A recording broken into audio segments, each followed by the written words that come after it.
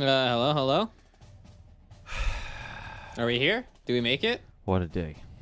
Did you have a good day today? Did you launch the stream without remembering to put Skype on? I did. All right, tell me about the rest of your shitty day. Go, begin. I want to hear, because... Serenity now. Serenity now! Hi, everybody. What's up, everybody? Thank you for being here. And that's it. All right, stretch. Bye. See you later! Wait. I've got it down to one button press. You did one productive thing today. That's nice. That now Badger can hear. Wow. It's now through the mixer instead of just on my local, but now I can do sound drops. It's going to take me a little bit to set it all up, but I've got at least the two important ones. That one and this and that one. So. Hey, Dutchie. All right. Well, but now when we zing or when we do whatever we need to do, we can just yeah. You know, The biggest problem is honestly me having the timing, because if there's dead space, I'm going to talk through the dead space. Right. And the SFX aren't dead space. Correct. So that's the biggest problem there. All right. Well, on time on point can be free charge from all right in the web. Welcome, ladies and gentlemen, to 95. We are approaching 100 weeks in a row. And I am like 2 months out of 195 days in a row. Long time coming, high anticipated, never duplicated, option, suffocated, unappreciated, never program feature. Talents, opinions, compensated, standard talents of William Bishop, Blake Everett, Seafold, mediator, moderators, third round data pick, name later. 3 people, 2 tenths, 1 dream.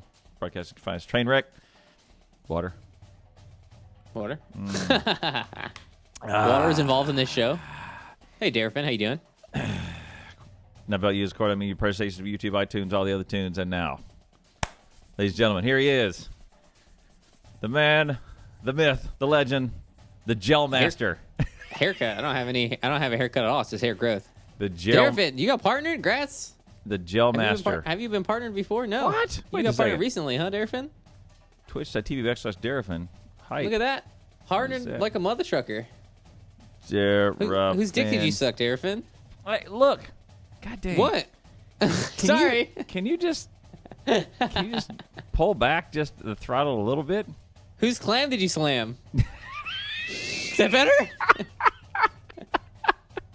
Whose rod did you prod? Oh, goodness. Can you just... Oh, my goodness. What? I'm just asking. Darafin, this is not... This is not in the right language. Congrats, Darafin. Yeah, Darafin is German, looks like? This is not in the right language. Look at this. What? Oh, not in the right language, as in not in English.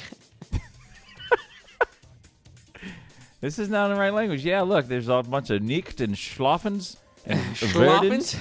Schmokenbrocken? and Gester. All right, Mr. William Bishop, you're in. All right. Hey, what's up, man? How's it going? How's life treating you? Subnautica released recently, guys. Have you played that? Subnautica? What did? Subnautica released. Subnautica. Oh, really? I want to say, yeah. No, I did not. I did not see that. Big patch, and did the price double? Oh, I don't know about the price. I don't. It's been out for so long. I would just be surprised if like it had a price spike. I don't think so. I don't think they do that, do they? Gal gun still not on sale. Okay. Still not on sale. Actually, I think I have Subnautica. I have never. As well. You never turn it on? Oh my god! I don't think I've ever played it. Easily one of the scariest games I've ever played. Not meant to be a horror game. Easily one of the scariest games. Scariest? What is it? Claustrophobia? Super scary. No. It's underwater. Right. But I mean, the effect is claustrophobia. No, I think it's just being underwater is scary. I mean, you have a breath meter, that you constantly have to manage. If you're underwater too long, you drown to death. That's pretty scary in and of itself. And then there's underwater monsters.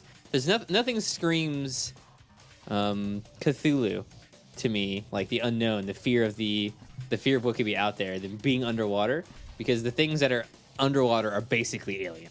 Like on planet Earth right now. Oh. You go look at some pictures of things that live exclusively underwater, like deep, dark down in there. Horrifying. Freaking alien. Horrifying. Actual, literal alien. Horrifying. I agree. May as well not be from planet Earth. Okay. Subnautica really captures that really well. Here's the thing. Is if we get out there... I invited Jason to the show today, by the way. Okay. All right. What's up, Jason? By the way, if we've gotten a rocket ship, we flew to some planet, and we ran into something.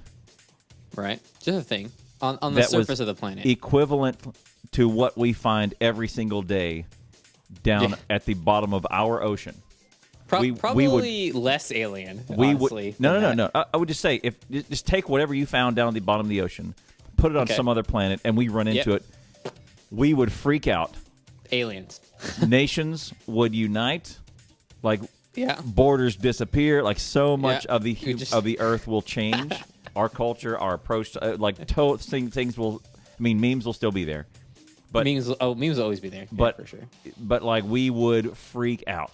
But put those same things down at the bottom of our own ocean. No big deal. They're down there. I'm still freaking out. Try Subnautica if you want that feeling of absolute fear, because it freaks me out for sure. Oh man. Jason had a 104-degree fever. He was almost hospitalized. 2 days ago, 1 day ago, Jason nearly died. He was hallucinating. I mean, Shady says that he was running around outside naked. Really? He has he was really messed up apparently. Like he nearly died. Like people I was like, well, Shady, why didn't you take him to the hospital? And apparently she called the doctor. Doctor said no more monkeys jumping on the bed. And also that 106 was hospitalization, not 104. I thought 104 was hospitalization. No, 104 2018 is trying to kill me. It's starting off strong early. 104 is just a great time. Like, it's a great time. That's 104 is. I don't think so. I don't think you're having a great time. 104. Shady said that she's been with Jason for 15 years. God forbid anyone has to deal with Jason for 15 years. And this is the sickest she's ever seen him in 15 years, and that's gotta be something. So sick, bro. So sick, bro. Yeah. Jason, when are you getting partnered, huh? Darefang got partnered. What's wrong with you? So we had to call it. That's good. Hey, Brute, how you doing today? Good job, Darefang. Should have went to Medic. Medic. Yeah. Goodness. So you met with a lawyer today? The tax man. The tax man. Is that fun? Those are tax accountants. There was. Was he like the most boring person you've ever met in your life? Sucked the fun out of you. I had one of the craziest, busiest days ever. That's nice. And I did pretty well in the early morning. I present in front of a bunch of VPs once a month. Usually, no one ever goes. Today, everyone went. Okay. And so I manned up and I knocked it out of the park. What was the presentation about? My SharePoint, just my work, all the stuff that I'm doing. 2017 Trying to review. make up something. You weren't sure what you really do every day. No, I put down all my metrics. I prep my slides. I spent some time and prep my slides and all that sort of stuff. But I talk about what I do, and we talked about 2017. You guys should check out my stream. Yeah, you guys are so lame-os. You should go see how to build some efficient factories. So yeah. So that was pretty well, and then one VP wanted to talk to me afterwards and do this other deal. I was supposed to go eat afterwards, rare to get out for lunch, and then do that, and then he delayed that because he wanted to talk to me about some stuff. So it put me in a daze. Then I had to go some other meetings that were very boring in the afternoon. It was just whatever, and I wanted to try and get in a nap, but then I had this tax man, and the tax man did not show up for a long time, so I had to call in and reschedule, and I think this certain tax company is a scam, so that bummed me out. Aw. And then my door to the front, from between the house and the garage, this morning as I was leaving to go to my important VP meeting, I get in, I start the car, and I run back in to get my badge because I forgot my badge. Uh-oh. And as I open the door to come back in, the doorknob comes off in my hand. You know how the doorknob is actually two doorknobs fastened together with some whatever. One of them comes off in my hand, the other one goes shooting out the other direction and falls. Shooting that way. So now I got to figure that out, and I have zero time because I'm going to my VP meeting. I have zero time to fix or repair anything. You're just doorless. So I'm doorless. May as well have a bead kind of like thing. Yeah, the bead shower in between the doors. The bead door, I guess. Is it a door if it's made out of beads? I guess it's a door. I guess. And so then at lunch, I had to go get another thing, and then if you get one thing, you probably need to get all the things because then you don't want a different key from that house to that side to that one. And then if you're gonna get keys, then you gotta buy one for every door, and you gotta yeah, that's true. I've put them in. I feel like your door handles break often. I feel like your door handle breaking when you reach for it is like a euphemism for your life. You know? Freaking. Like Okay. you just go to do something and then it just breaks. No, like the very first. It's not me. It's the wife. She manhandles. It's the wife who breaks. She just grabs them and shakes them. How does it work again? She's turning it the wrong way. Is that what's going on? About a year ago, I want to say. Yes, I remember the wife breaking a door handle. I remember this. Yeah, with her superhuman strength. Yeah, it was just gorilla strength. You remember this is where this came from. The gorilla strength. That's right. Yeah, that's see. Yes. The gorilla strength, she pulled the first one off, so I think she weakened this one, and so then by the time I get there, it's all gone. So you turn it right to open it, right? Not left. You just gotta enforce that. Okay. So I think what I'm going to do is get the kind of the rekeyable thing, so I can do it all at once, not to call another locksmith. I can rekey them if I lose keys, and I can set them all myself. And then I'm going to, I've installed them twice, and I never ever get the pin and the strike plate lined up right. Mm-hmm. You know, and you have to push the door in, then you kind of have to lift up on it to get it in the. I do door repair all the time. I know exactly what you're talking about. You do? Yeah, all the time I do door repair. I mean, I just change my locks for fun. Funsies? For funsies, all right, you know? Look. I'll just take my door off its hinges, put a new door up. And you can... Just to keep the neighbors guessing, man. They'll come by like, whoa, different door. What's going on here? Is this the same house? I don't know. Rekeying them is pretty easy, but installing the lock takes some sort of skill. I've done it probably 5 times in my life. I've been completely successful at it 0 of those times. Now on every 90% successful. In order to close it, you can't just close the door and have it click in. No. You have to close it and then kind of move it. I mean, to get it to click into the strike plate. Wood is honestly not a very good material. Like your house door, you could definitely kick in your own house door like easy. You know? Or anyone's. Like it's not very strong. I wouldn't kick in mine. I'd try someone else's first. Right. Like if you got locked out of your house and you absolutely had to get in there, you could easily kick in your own house door. Like house doors are not very secure. Yeah, you have to shimmy it. You have to shimmy it to get in there. That's a good verb. But it's when you close the door, what's supposed to happen is you just close it in and it goes click. Right? Right, because I'm going to get into it. Wood is not a very good material for structural integrity, to be honest, because it bends, it warps, it changes shape. Like, as soon as you put that door up, from that moment, the wood is changing, and it's not ever going to fit in perfectly. So when you're going to go work on the door 2 years after it's been installed, this might as well be a different door. It's not installed right really, anymore. So that's why you're having to pick it up and move it a little bit. Right. So there's that, and I mean, I'm never done it. Never done it successfully exactly correct. So I think what I'm going to do is I bought all the material. I don't want to pay for a locksmith material, but I may pay for a locksmith time to come put it all in. I mean, he's going to do it right, and you're probably going to get a warranty off of it as well. So next time your house gorilla breaks a door handle, you know? Right. You can be like, hey, Colonel Will, what's up, my friend? What's up, man? So do you know Colonel Will? I do. You do? Okay. I do. Sure. I know of him, the aura. West Dude says, growing up, my brother locked me out of the house, so I kicked in the door. Did your father kick in your teeth? I also have a kick in the door story. Kick in the door story. I was trained professionally to kick indoors. Just That's let you right. know. So and never your shoulder. I got like 6 different methods. Did you ever use your shoulder? No, never your shoulder. Okay. You want to use leverage when you kick a door. You don't want to hurt yourself. Are you trying to kick the door, or are you trying to break your own arm? Pick one. Yes. There's actually special equipment made for kicking doors in, for kicking them in. I don't know what it's called actually. The battering ram. It's not a battering ram necessarily. You turn it into it's a piece of metal. You turn it into a battering ram. Thing. American doors as opposed to Polish doors. What? All right. Are doors different across the world? I don't know. Well. Is it really hard door to kick at a door? No, it's really, really easy. It is surprisingly easy. So it's very easy. I've done it one time, and it was my parents' door, and they asked me to do it. So that's nice. Let me see. Door kick in. Hey, there we go. Let's put up a picture.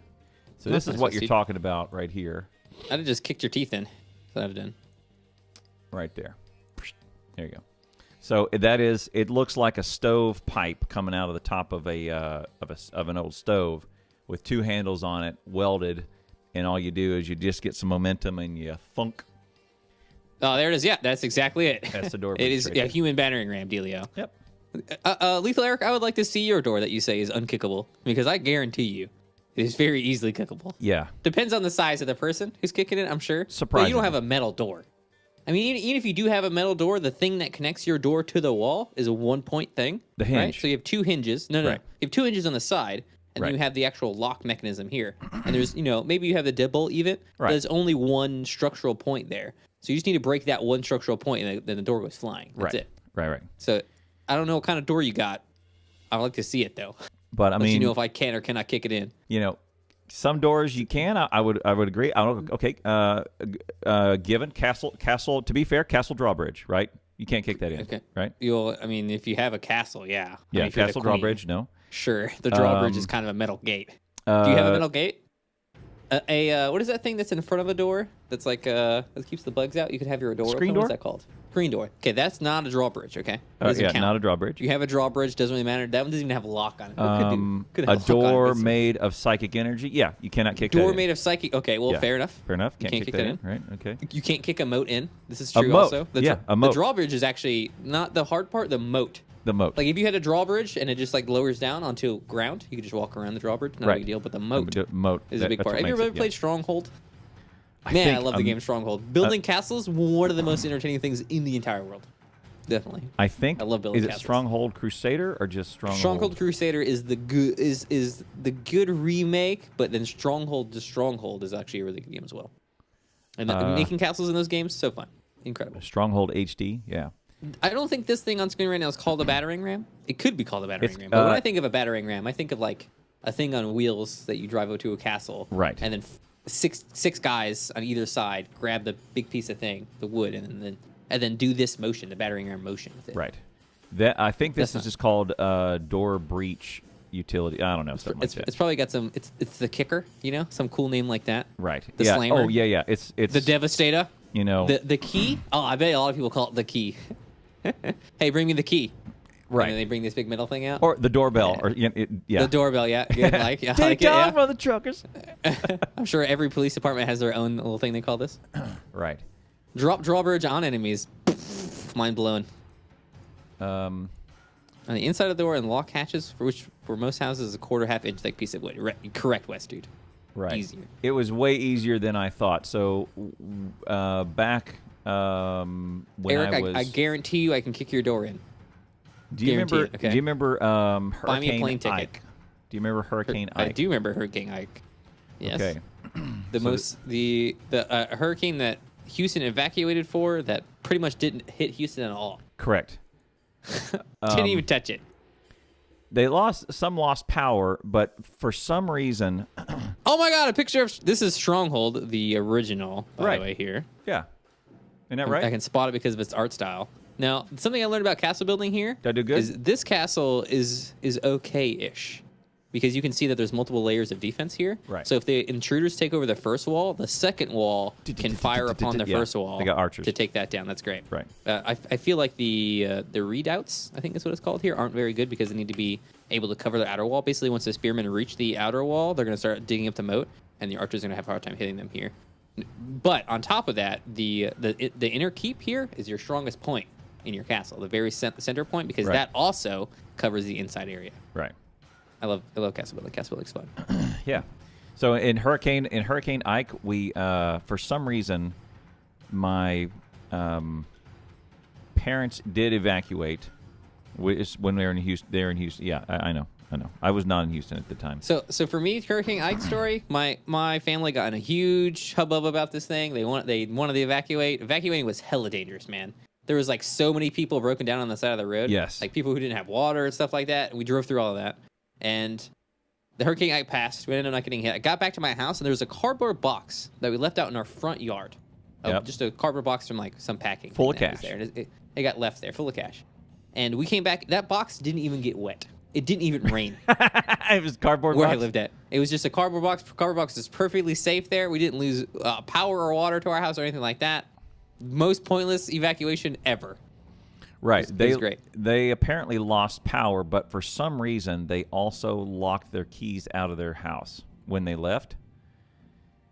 Oops. And lock their keys out of their house. Lock their keys in the house. How is that possible? You can't do that. Well, I guess you can. I don't know, but what was going to happen? They messed up real bad. My mom said, "Come with me. We're going to Houston, and I may need you to kick our door in." Oh, okay. So you got to kick a door. That's kind of nice. Yeah, I'm feeling that. And so,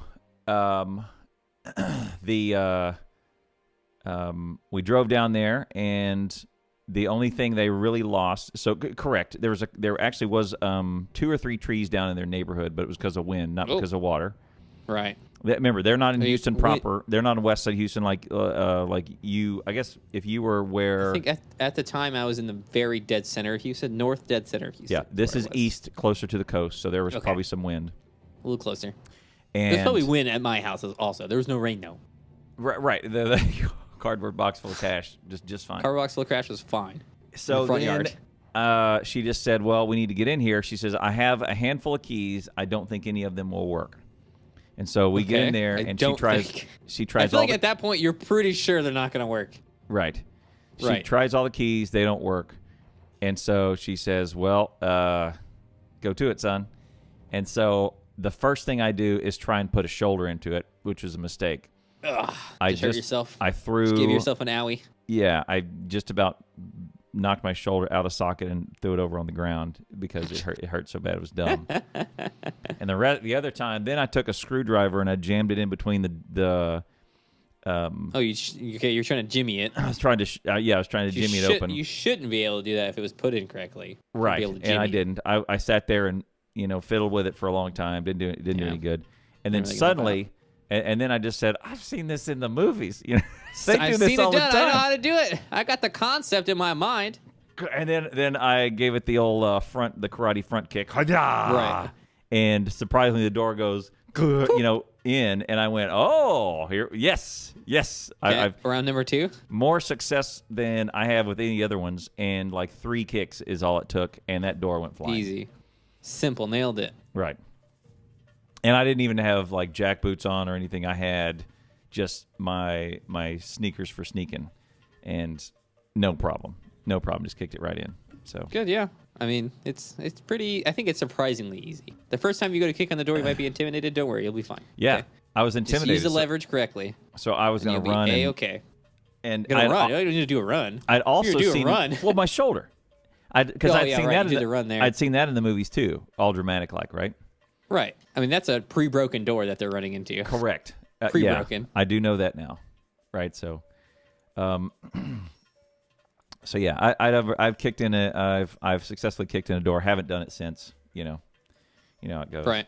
Good. Yeah. I've only kicked in a door in training. Really, they've never had an issue. Kicking indoors is really your secondary. You really want that metal slammer. You get way better. Kicking door in the field in action. Well, I mean, like I said, you have this the big metal tool that you use, right? Hello. Or you can just knock on the door. Army. Hey, open the door. Army, open the door. You can shoot the door also. That's a good one. Breaching shotgun is a great way to get in. Yep. But you really let the people know that you're coming in. So kicking the door isn't quiet either. Right. I think that's mostly what the doors are for, on your house, to make a loud noise when they fall down. Not to actually keep anybody out. I mean, somebody wants in, they're getting in. I guess if they want in there, that's what told me. If they want in, they're getting in, but at least they're going to make a lot of racket before they come in. They're going to a lot of noise. Yeah, not going to be quiet entrance. And the dogs. And the dogs. What if you're like a professional lock picker and you just want to open someone's door? You just do that, right? I really want to learn how to do that. I think it's like a federal thing where the tools that you have to be a professional lock picker are like tracked very specifically, So like if in the area someone gets broken into and they did like some sophisticated unlocking thing and you're a professional lockpicker, you're going to get on the list. Snatched up, right? Yeah, you're going to get grabbed and you're going to see about what you got in your house. Picking set. If I googled in lock picking set up Walmart. Right. Amazon. So lock picking sets, I think lock picking sets are pretty much useless without the proper training because look at this expensive intricate lock picking set I have. Okay, I'm going to go to work on this lock. I have no clue what type of lock it is. I don't know what I should even start with or where I should even begin. So I feel like they're pretty much pointless to have one. you could probably sit there for hours and hours and hours and hours trying to unlock, even in a moderately sophisticated lock and never do it. There's definitely going to be guys on YouTube. That's a good call, Dutch. I don't know. You could probably learn off YouTube. It would probably take you some time, but you can learn off YouTube. I feel like it'd be really tough. I don't know. $30. Do a door lock picking challenge. $30. You know what? Actually, I bet it's easy to do a lock. You just need to drill. Just drill through the lock. Well, drill straight through the lock, no problem, right? Yes, but again, one, noisy. Two, they're going to know you've been. It's not as noisy as kicking it in. Then they're going to know you've been there. So I think what your target is to be able to get in, get out, no trace. My TV's gone. How strange. The door is even locked. I had to unlock it when I came back. Or maybe you're just there for taking pictures or something. You just want to get in their house and take pictures. Well, yeah. A little espionage. You know what I'm saying? Okay, so wait. You get in their house. You take some pictures of their house. You sell them on eBay? So you broke into Tom Cruise's house somehow. And you took pictures of inside which Tom one? Cruise's. The blonde one or which Tom Cruise? Brad Pitt or Tom Cruise. Either one, same person, live in the same house. Doesn't matter. Share the same soap. One of them on the third floor, one of them on the second floor. Something like that. Same house. You break into his house, you take pictures, but then they're still going to know you broke into their house because they're going to find out about those pictures, right? So I don't know the purpose of this still. Right. Let me find one. There's one from Zorro. It's portable lockout kit. No. That's a lockout kit. No, I know what that is. That's electrical. That's for electrical stuff. Lock Technology Lockpick Grand Master for $126. Has all the same things that the $30 kit has on it, and just says Grandmaster. looks a little bit. Look insane? Looks a little more insane. So, does it have what could it possibly have in it? Modern locks aren't insane. I mean, if you're just doing door locks. Let's get a picture of the Walmart one. That's okay. That seems like my speed right there. Something small they won't notice at first. So you break into their house and you take a lamp. No, not a lamp. Maybe it's too big. So you go in their junk drawer and you take their batteries. Yeah. I could have swore we bought batteries. Out of the remote. No, we definitely bought. Out of the Wii controllers. Take all of the batteries. Take all the batteries out of everything. No, they would instantly know though, right? Yep. You have to take something they're not taking. They'd be like, yeah, they'd go to use their remote. Like, what? And then they open up, the batteries would be gone. Oh, you know what? Maybe actually you would ruin their life because they'd be blaming each other. The household would be who's taking the batteries? You took the batteries. That is more sinister. The batteries didn't get up and walk away. The batteries. Stand up right now. Stand up right now. I'm looking. Are you sitting on batteries? Are you sitting on them right now? Sitting on the batteries? Right, just ruin their life. Yeah. This reminds me of a Dane Cook joke, which I know people love Dane Cook. Everyone's a bit. Oh, look, Jason just said it. Jason just said it. Dane Cook just wants to kick in the door and then walk away, right? Right. And then he puts up a V door and he rips the V door down. Right. Okay. So this. This is the Walmart kit. Right. Okay. So it's got 2 picks and then a bunch of different wriggly bits, which are I don't know exactly what all of these. Right. That grand set right there will cost you a total of $12.99. It seems pretty okay, to be honest. So I mean, if you were to hand me this, probably I wouldn't be able to do anything with it. The $127 one. That one I definitely couldn't do anything with. Does not have any of this stuff. It has more of the little picks down at the bottom. So right here, the little tweezer looking things, the little it has lots nodules. of this. It has a tons of those. That's what the $126. But does it come with the clear invisible lock? No, it does not. The master one. You don't need that because you're a grandmaster. Why you need it? Why you need a training lock? Enough. You don't need the training lock. You're right. Right. Is this really? No, I thought that was just a graphic. Is that actually in the kit? That's in the kit. Yeah. No way. There's no way that clear lock is in the kit. Same with the keys. Everything pictured there is not necessarily in the kit. Highlights. $12 you can get this is just a lock. It's a normal lock. For $12, you can even get a block for maybe you can. Yeah, you can. Yeah, you totally can. You can get them for like $3.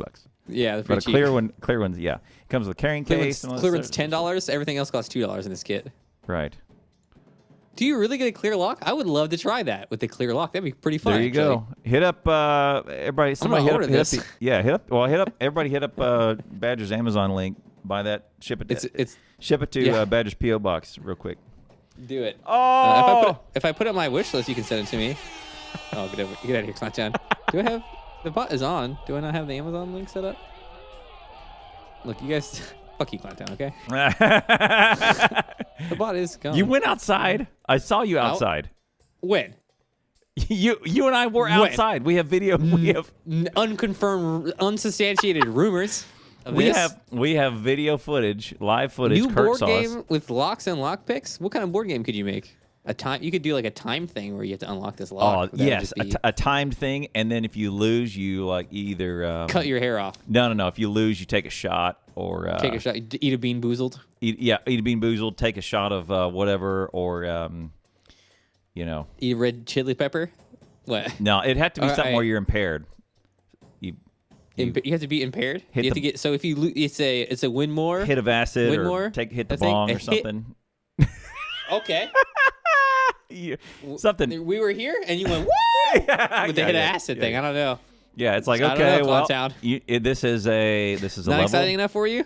This is a level 4 lock with double security, right. And you now have 7 minutes. Go, and then you do the thing, and then don't. Right. Doesn't happen. Didn't win. Too bad. Here, have a hit of acid. Try it there again. you go. All right, put this on your tongue. Put this on you. It's your fault. You did it. I don't know what to tell you, buddy. You just.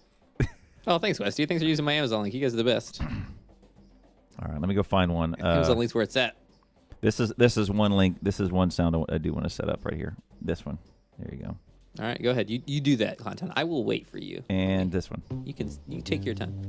Yeah, that one I need. So you know that noise it just reminded me of? Talisman. Yeah.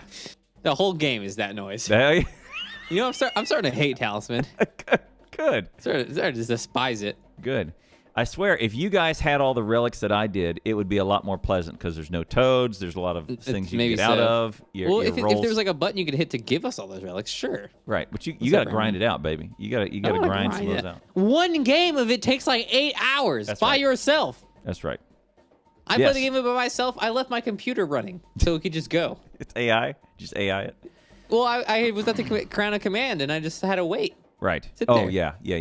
RNG the game. RNG the game. I mean, it can't be worse than XCOM, right? No, man, I was raging pretty hard at XCOM today. It was really annoying me. Oh yeah, I got in your channel today. Oh yeah. Man, oh my God. No, okay, hold on. Wait, before you tell yours, you're talking to me. I know. I was talking to you a lot on your vodcast. You repeated the question to me like I didn't see that shit. Yeah. Because I wasn't there. Right. It wasn't me. I sent you a question. I mean, one of my Archetype Gaming members also hosted me. You got raided. Did a raid. Yeah, you got raided. I saw it. I saw that. Vodcasts are so sinister.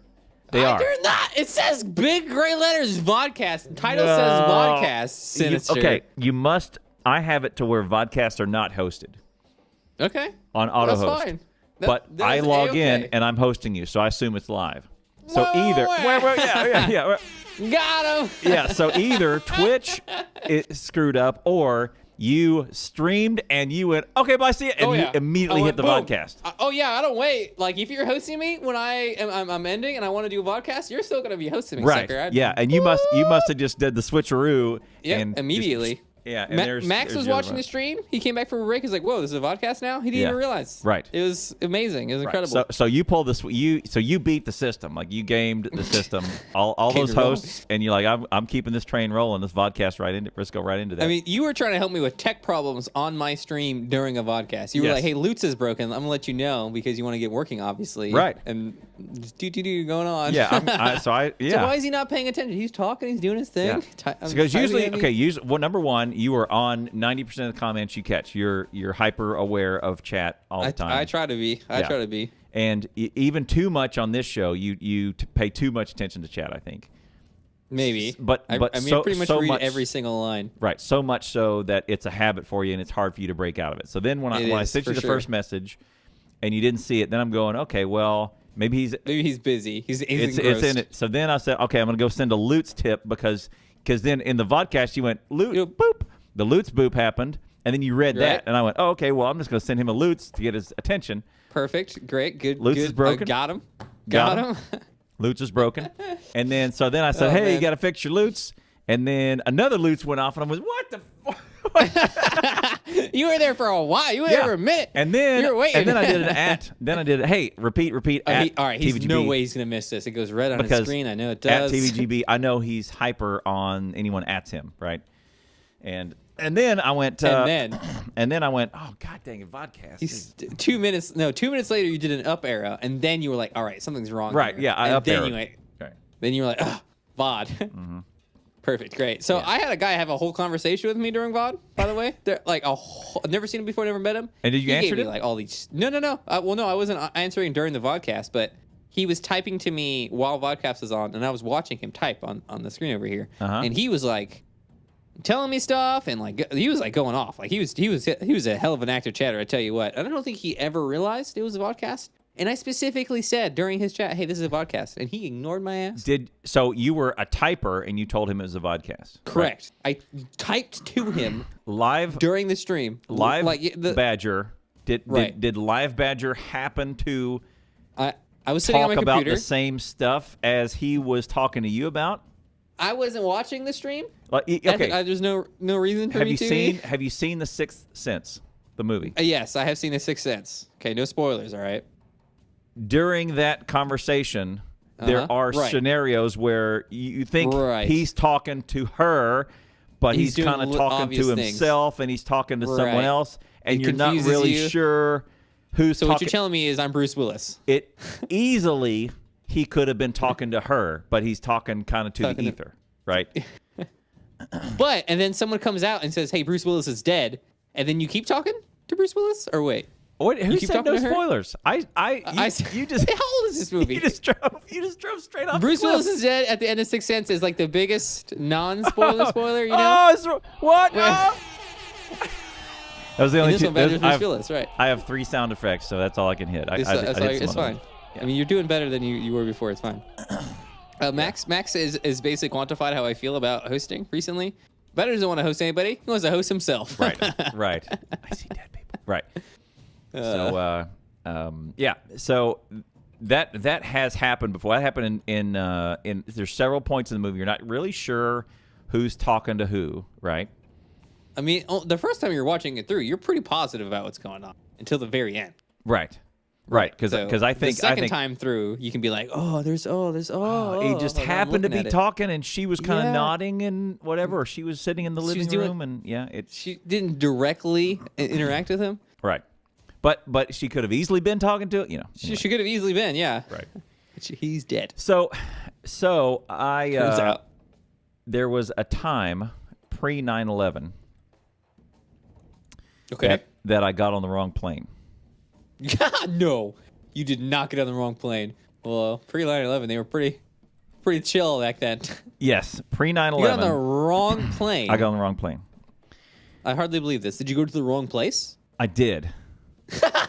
I went to the wrong city. So you were, I mean, like the guy gets on the pilot. He's like, hello, ladies and gentlemen. Thank you for coming on to United Airlines here. We'll be taking a direct flight to Los Angeles, and we'll be arriving there at this time, and it'll be these weather conditions. Yes. And you didn't. I mean, toward the end of the flight, it's like, okay, thanks so much for being with us today here at United Airlines, and I want to thank you for blah blah blah, and that is have a good day at the wrong location. Yep, Clown Town, you idiot. But what happened? I don't understand. That is, in fact, the point at which I knew I was on the wrong plane. Oh, what happened? Did you have like a fucking panic attack? No. I have a radio setting. I don't need the radio setting when I can just do the hand. It's not radio setting. It's low quality, is what it is. Right. Okay. Story time. So, the issue was that I was in Dallas. You're dumb. You were having problems with the user interface. No. You were 51% sure this was your plane. Yeah. Yes. Yes. Yes. I was in Dallas visiting some relatives. I was going to go back to Houston. On a plane? On a plane. I didn't bring my car. I brought a plane. I mean, you brought a plane. I brought a plane. Okay, that's different. So what ends up happening is we are late to the Dallas flight back to Houston. And so while we're there, we said, hey, you brought a plane. We are not going to make the flight. Can I rebook for later that afternoon? Because there's another flight to Houston. So this is at the time where I'm going to school and basically I'm closer to Houston than I am to anywhere else. And my parents are in Houston, and my grandparents are in Dallas, so I was going to visit them, right? And so I go to the we go to the counter and we say, look, we are not here in time, but we are here. It's right there. Can we still get in? They said, no, you got to be 30 minutes. So they said, I said, can we just rebook it, pay the $20 extra or whatever? And it's now 10 a.m. Can I book? There is another flight at 2 p.m. Can we do it and come back later on? And can we get the 2 p.m. flight or 3 p.m. flight or whatever it is? Yeah. And they tell you absolutely said, sure. not. They said, sure. Okay. We'll rebook it. And the guy. Yeah, right. He's already done it. He's just sitting there wasting your time, making it seem like his job is more important. And he books me on. He books it. Okay. Now, so I give him the old ticket. He does the thing and gives it to me. And I said, well, we got 5 hours to kill. So then I go back to my grandparents' place and. Okay, you have the ticket in your hand now, right? Yes. You're looking at it, and it says Dallas to Houston, right? No, I did not look at it. You didn't look at your ticket for 5 hours. You didn't look at your. That's right. You've captured. Calm down. This is your captain calling. You done messed up by not looking at the ticket. All right. You've captured the issue. You've framed the issue very well, right? I feel like he hands me the ticket. I look at the ticket immediately. First thing I would do is look at the ticket. Yes, I get the old ticket with a change order and the new one all stapled together, and then the deal. Okay. So then I go back. I go eat a sandwich. I go hang out for a couple hours. Come right back. They live 5 hours. You wait. Yes.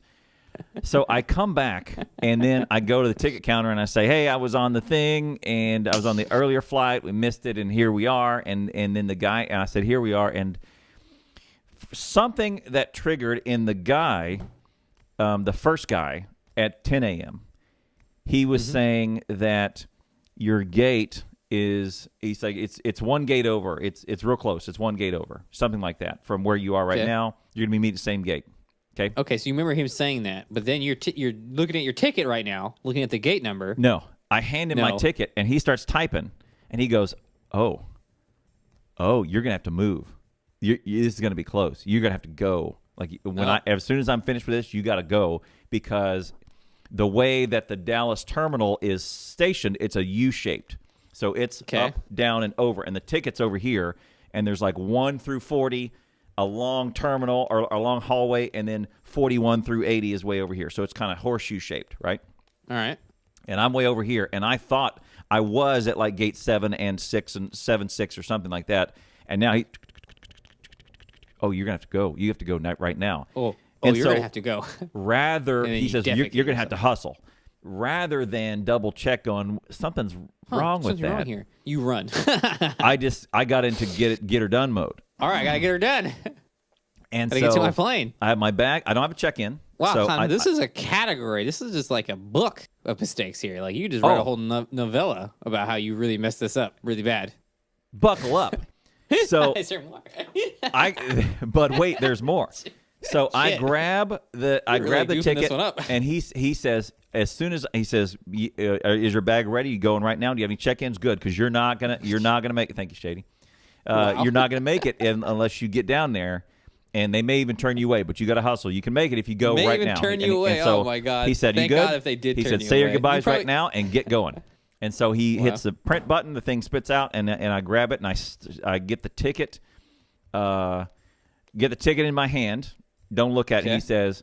He's like, gate 52. You got to move right now. Okay, good. Which so you get there, could have happened that flights get redirected to new gates all the time. I mean, sure, yeah, totally. Right? People who go to the airport definitely don't not look at their ticket, though. Yes. Okay. Admittedly, yes. All right, that's fine. Just wanted to circle back around to that. So, do you run in the airport? Yes. You do run. Are you allowed to run in the airport nowadays? Not anymore, no. Okay, you're not. You would be immediately tackled. Because yeah, you'd be immediately tackled. Out of nowhere. Someone come out of the wall. Yeah, someone come out of the wall, hit me with a taser or dart me or something, and then, or they run by on a horse and throw a net over me or something. Right. Why are you running? Why are you running?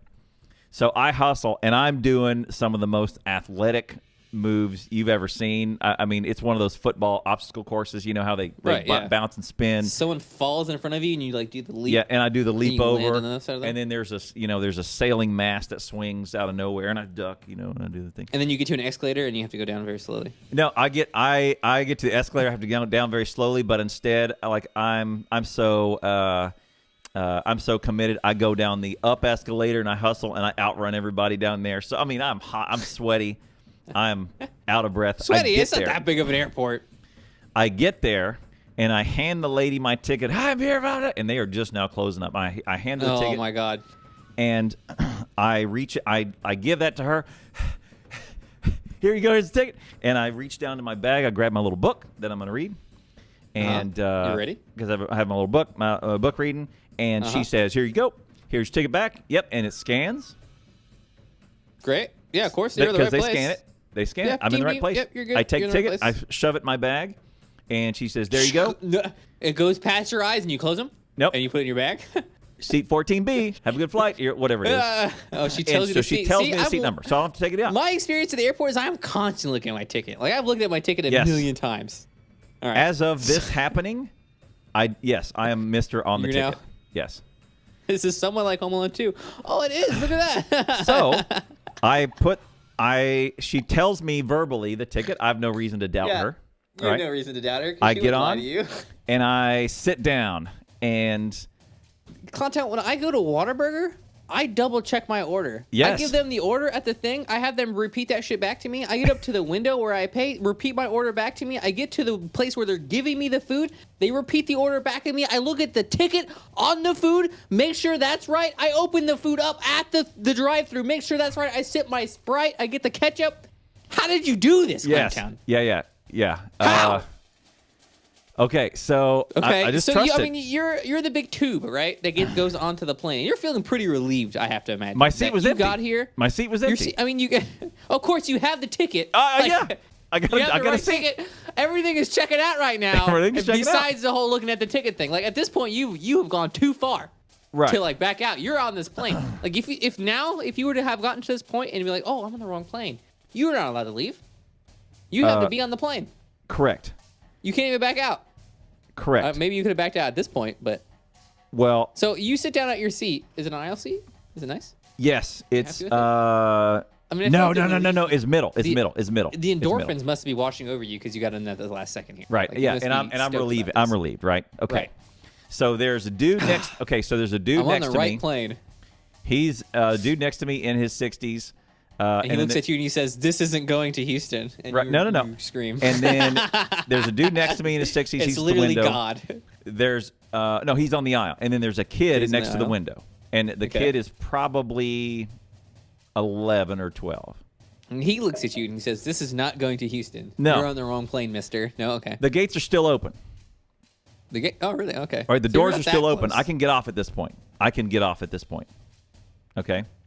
If I were to, so I remember when I left MEPS, they gave us a plane ticket. They said to us, no matter what, you must get on this plane. Like, if they ask for people to get off the plane or like something bad happens, it doesn't matter. Do not. You have to get on this plane. You have to get on this plane. And end of story. Right. So that was my very first experience.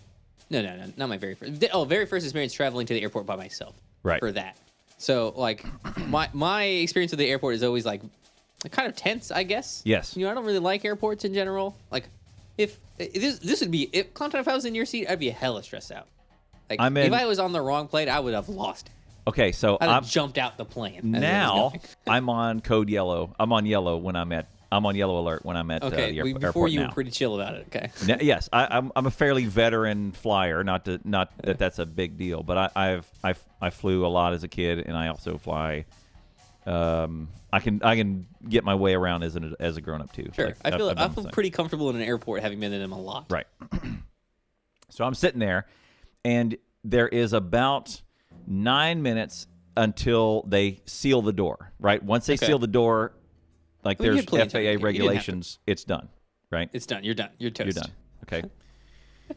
And for those 9 minutes, the reason why this story triggered in my mind is because the kid next to me, I feel like I'm imagining this kid, and I'm gonna imagine him as Satan. For some reason, I feel like this is like a Greek mythology thing that's going on here. He's totally innocent. And the thing is, he's holding an apple, and the apple's golden, and then he so you beautiful, take a bite of the apple. Beautiful for the eyes, beautiful to the taste, beautiful to the senses, beautiful to the touch. You know. So the kid starts talking to me in the most comical vagaries. Okay, great. We're going back to the mythos now. No specifics. Okay, he says some things. I had a fun day yesterday. Right. And my mom's a big lady. About the flight and about the trip. Oh, okay. All right. But all vagaries, nothing that's going to trigger me in these 9 minutes. This place we're going to, I really like this place. It's a good place. It has plenty of oil in this place. He says, do you think it'll be a long flight? And I was... See, this is some Twilight shit right now. Right. Like, there's going to be a clown on the wing when you look out. No. Because Houston to Dallas, it's not 38 minutes. It's not really a long flight at all. Yeah. No, and I said, it's not going to be long at all. I mean, and my comment was, by the time you get up in the air, you get a snack, you get a drink, and you're just about landed. It's going to be easy. That's such a vagary also. Right. My that's answer also so vague. Was vague. He got input back from you, and he's like, okay, yeah, this guy knows what's up. He knows where we're going, at least. Oh, for sure he's on the right plane. He definitely knows where we're going. He's on the right plane. Right. Look at his ticket. His ticket is correct. He's in the right seat. And so, and by the way, my seat's open. My bag with the ticket in it is up there. My book is in my hand. I don't have my ticket in my hand. There's no reason at this point to check your ticket. You're done checking your ticket. I'm done. The seat's the whole open. Experience of the airport is pretty much over at the point you got on your plane. My bag's up in the bin. Like if you go up and your plane is crashing, it's like whatever. You're dead already. It's not a big deal. Like you're not. Yeah, you're pretty hand washy at this point. Yeah, right. I'm done. With all the things that could occur. So the first you're question, getting the safety instruction thing from the flight attendant, and you're like, definitely. If something bad happens, we're gonna die anyway. It doesn't matter, lady. So you're pretty checked out. Vagary number 1 was, you think it's going to be a long flight? And be fine. Vagary number 2, it's perfect. It is perfect. He and I have the most perfect conversation that have about the flight that have nothing to do with where we're going. Great. It's perfect. Good. And he says, I brought. Do you think it's going to be cold when we land? I mean, I said I would bet. Son, I bet it's colder here. I can't wait to find out where you actually end up at. I'm ready for this. He says I bet it's colder here. I said no. You bet it's colder here. Yeah. And he says you think it'd be cold there because all I've got is this this long sleeve shirt. I said no. How old is the kid? He's like 12, 11 or 12, something like that. Can you be 12? I guess you can have your own. Okay, yeah. He's by himself. Is he attached to the person to your left? No. Okay. No. I think he's by himself. See, I think I might, if I didn't know you, Clowntown, I definitely would have a problem with my child speaking to you. He was friendly. I don't know. Okay. I feel like Ash would speak to anybody. Hey, how you doing? Probably so. If we put Ash on the plane by himself, he would go, hey man, did you know about black holes? You think it's gonna be a long flight? Did you know that if you went into a black hole, like your feet would go forward and the atoms would split off first, and so your atoms would be splitting off at your feet before your hair? Do you think that would hurt? You think that would hurt? Yeah, all that stuff. So also, it's pre 9/11, so kids, all that sort of stuff. So you're fine. The kid has a gun. So box cutter. Hey, you like this box cutter I have? Yeah. Hey, let's juggle these. Let's juggle these and show these to the air. Hey, you juggle this one, I'll juggle these. It'll be fine. That's exactly the reaction. So we exactly. Yeah. Did you know about? Yeah, it's Ash all over again, right? He'll talk to anybody. So he said the second thing he asked me is, do you think it's going to be colder there? Because all I've got on is this long sleeve shirt. I really my jacket is packed. I don't. My coat's in my bag. I don't know if I'm going to need it or not. And I said, oh man, no. I said I bet it's even colder here. It's going to be fine. Now I feel like you guys are going to Canada. Okay. I don't know where you're going necessarily, but I feel like it is going to be a cold place. And he looks at you like, what the? We're going to Antarctica, sir. Do you know what plane you're on right now? Yeah, maybe so.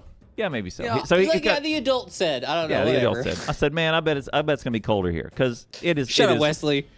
It is 2 degrees colder in Dallas than it is in Houston. Sure. Yeah, it's not. There's not a whole lot of lateral difference there. There's a fourth of a latitude marker between the two, right? So it's a 12-hour flight. Right. And then the third question he asked me, he just says, "Are you sure that he wasn't like Satan incarnate?" No. So I feel like there's something fishy going on here. No. Ask me your questions, Bird Keeper. I am not afraid.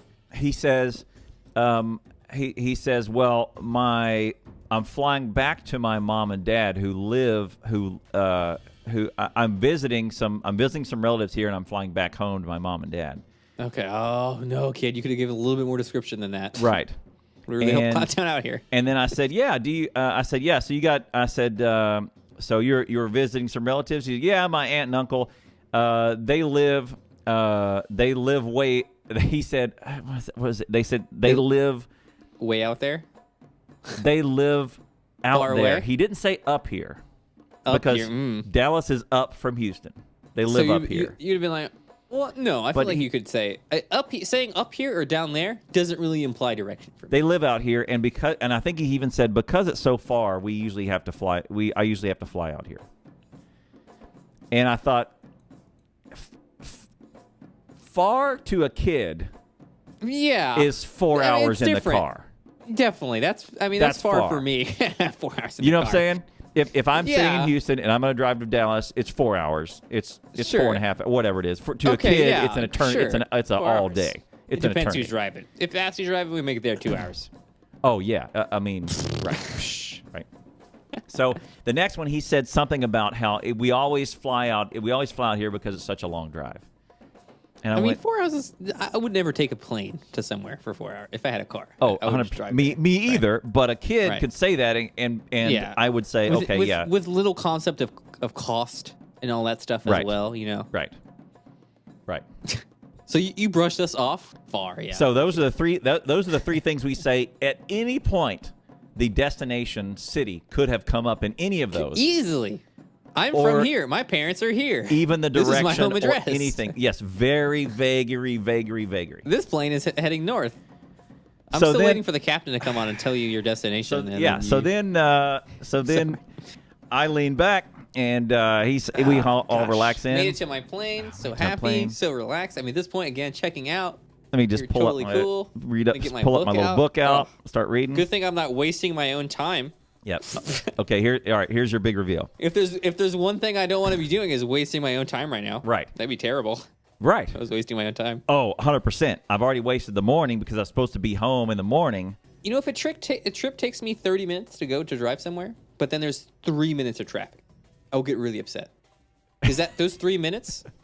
That's lost 3 minutes, man. That's bullshit. I could have been playing Slay the Spire. I could have done anything. Right. I could have masturbated twice in 3 minutes. Okay.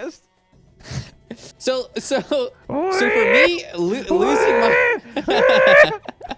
losing a couple of minutes is pretty aggravating. I want to know how much time you lost on this endeavor. I'm excited for it. So there we go. Twice. Okay. Door closed. We're taxing. Oh, the lock. The happening. It's done. We're taxing. We're moving to the runway. You're taxing now. We're taxing now. Okay. Okay. Do you get any motion sickness or anything like that? Nah. Turbulence? No. Rarely. I did have a panic attack on a flight to Hungary. Thought I was gonna die. But a panic attack. Yeah. But okay, chat. Give me a 1 if you've had something that you would classify as a panic attack. I'm just curious. Yes, one time, and it was on one time. Had a panic attack. Snotted everywhere. That's my. Are you crying? No, snotted. No, I was not crying. Snotted. Just runny nose like crazy. Snotted. Okay. Jason's had a panic attack, apparently. Yeah. Shay's also had a panic attack. Yeah. Panic attack. I'm putting Max in there for a panic attack also. Panic attack, for sure. You don't know. Okay, well, that's a no then. So I feel like you know when you've had a panic attack. Doors closed. We're reflection We're upon moving. It's like, what the hell? We're moving. I mean, everyone's sitting down. Flight attendants are about to sit down. Ladies and gentlemen, welcome to American Airlines Flight 4. Ladies and gentlemen, welcome to American Airlines. I am your captain. I wish I had one of those. We are going to not your destination, Blake, funny man. If you could Get the hell off my plane. Yeah, yeah, and that's, I mean, just cup it. Just make it. It's just low quality audio is all it is. Yeah. No, cup the mic because you gotta reflect back into your. Oh yeah. Yeah, there you go. Ladies There and you go. gentlemen. There you go. Ladies and gentlemen, welcome to American Airlines Flight 434, service That's how to it sounds. Solis to Washington D.C. Dulles International Airport. Flight time will be 2 hours 51 minutes. We'll be flying at 34,000 feet. Flight time about 2 hours 51 You're going. minutes. So I Service in mean, the- your destination was down here. You're going up there. Service Is it gonna be cold where you're going? Shit, yeah, it's gonna be cold. Service will be serving drinks throughout the flight, and service will be afternoon snack. You look over at the kid. yeah. He looks over at you. He's smiling. Big broad ass smile. Yeah, we're going to Washington, dumbass. Service is going to D.C. Weather in D.C. partly cloudy. Winds out of the southeast. They do. I do love getting the weather to the location. 44 degrees. Like I don't have a smartphone pilot. We didn't. This is before. Oh yeah, at the time. Yeah, sure. Yeah. Fair enough. Weather's 44 degrees. Winds out of the southeast. Should be an easy flight. We're going to be first up. We're going to be. We're number 6. Do you like how the pilot gets more invigorated at a certain point? He goes, and then he goes, Should be an easy flight. We're going to be 5th up here, and so we'll be taking off shortly. Thanks. Sit back and thank you for choosing American Airlines. Enjoy the flight. So Perfect, nailed it. Oh, you never got one of these? Also, I'd like to thank all of the service members on the plane. Just get a free round of drinks for them. Man, I've gotten liquor the fudge up on some planes before. Woo! The waitress will come over. The flight attendant will come over. Drinks are on the house. I'd be like, okay. Thank you. Just keep ringing me the whiskeys, ladies and gentlemen. I have seen service members, respectable service members, get on an aircraft. That's how it sounds. Totally sober, get off. Washington D.C. Dulles International Airport. They will give you so much liquor on the plane if you're in the right uniform. I tell you what. Don't look at this clip. Don't look at this clip. Don't watch it. it's a great noise. That's the noise I'd have made. All right. Yeah. Oh man. Okay. So now I went. You're not sure. You're like, wait. And No, I that's said, wrong. and I looked at the kid, and I said, You get "Wh-" drunk faster at higher altitudes. I call bullshit. It's a pressurized cabin. And I said, where? I said, where are we going? And he says, Washington D.C. You're an And- adult. and I You're supposed to said- know these things, Johnny. And I said, I'm on the wrong plane. You said that to him? Yes. And he goes, And then what? his horns popped out. And then the dude who's on my To right the left goes, of you. Oh, right of you. He What? looks over at you, and his halo pops out, and I try yeah. to help. And the I dude did. on my right goes, what? You're on the wrong plane. And then And then you open your vest and blow the plane. No. So then I go bing bing bing bing bing That's- bing bing bing bing bing bing. I hit the thing. Bing bing bing bing bing bing bing bing bing. Oh, you're calling what? What are you gonna do now? I don't understand what you're. I'm gonna call and tell somebody I'm on the wrong goddamn plane. See, What? I would have gone to the door calmly, No. coolly, opened the door, jumped out. Oh, I would have been arrested. You wouldn't have gotten arrested. You'd be dead. So Okay. I hit the button. The flight attendant. I mean, we're taxiing. We're going to the runway right now. They're supposed to be I seated mean, they're down. not gonna stop it for you. Like you're toast. The flight attendant comes over to me and she says, Yeah. "Yes, sir. Can I help What? you? We're taxiing." Like, No, she goes, what? no. This is back when they were polite and And she slaps you. and kind of hot. Oh, kind of hot.